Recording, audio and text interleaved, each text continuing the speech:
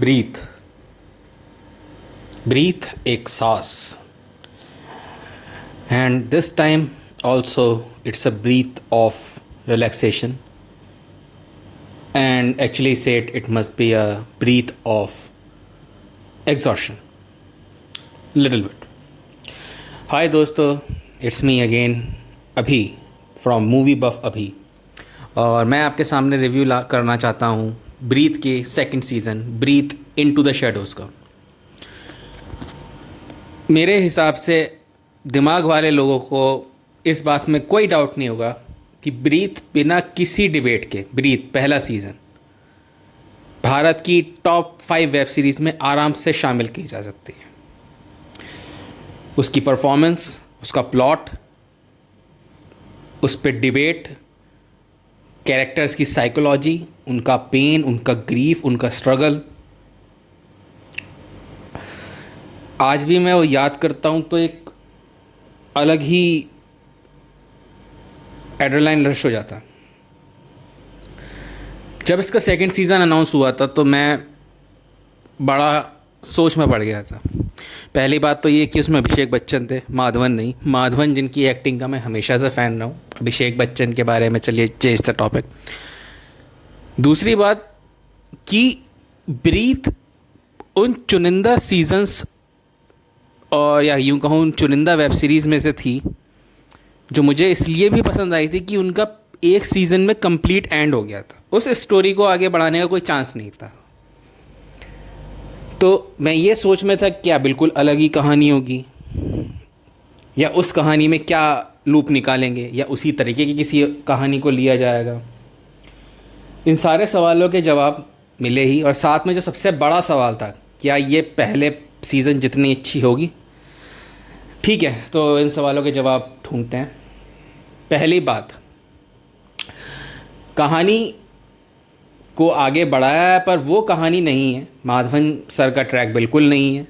बस जो दो चीज़ें इस कहानी को पहले सीज़न से जोड़ती हैं वो हैं अमित साथ और ऋषिकेश जोशी जो उनके असिस्टेंट थे।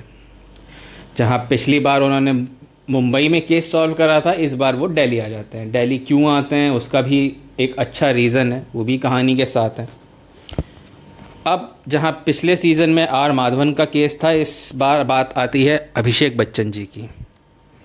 उनके साथ क्या होता है, कुछ कुछ आइडिया आपको ऐड देख के मिल ही गया होगा, मैं उसका कोई स्पॉइलर नहीं दूंगा।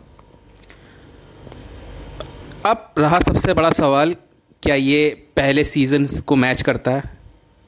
जी हाँ, लेकिन एक वार्निंग है, बहुत ज़्यादा एग्जॉस्टिंग है।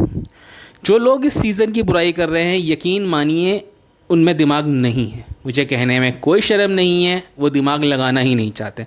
वो वही लोग हैं जो बैठ के करण जौहर सिनेमा देखते हैं, पॉपकॉर्न डालते हैं मुंह में और खुश होते हैं।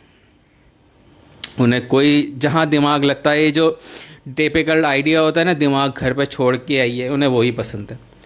यकीन मानिए मैंने जब ये पूरी सीरीज़ देखी तो मेरा दिमाग एक तरीके से थक चुका था। वैसी फील हुई जैसी क्रिस्टोफर नोलन की मूवी देख के होती है। इतना एक्साइटेड मत हुई है, उसकी ईमानदारी से कहूँ तो 25% फील हुई थी। मैं इससे अच्छा कॉम्प्लीमेंट ब्रीथ की सीरीज़ को नहीं दे सकता। जहाँ तक एक्टिंग की बात है तो अभिषेक बच्चन ने बहुत अच्छी एक्टिंग करी है।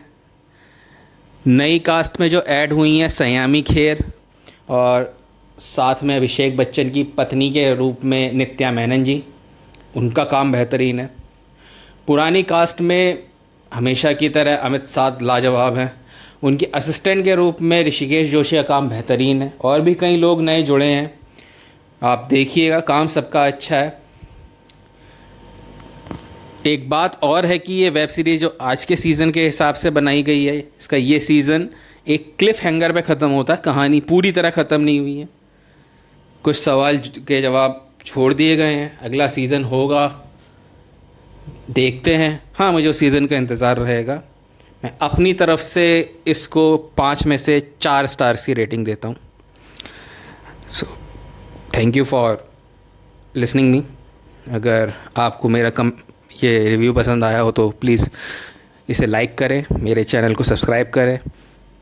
अगर आप किसी मूवी वेब सीरीज़ का रिव्यू जानना चाहते हैं तो कमेंट सेक्शन में लिखें। Thank you, bye.